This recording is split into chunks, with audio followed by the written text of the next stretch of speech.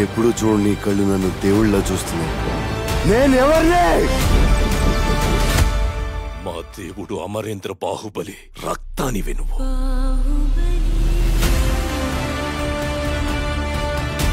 నా ఇద్దరు బిడ్డలకి ఈ సింహాసనంపై సమాన హక్కుంది.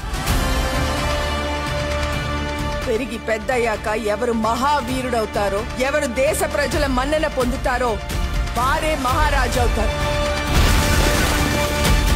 బాహుబలి నేను చూశాను. చచ్చిన వాడు ఎలా వస్తాడ్రా?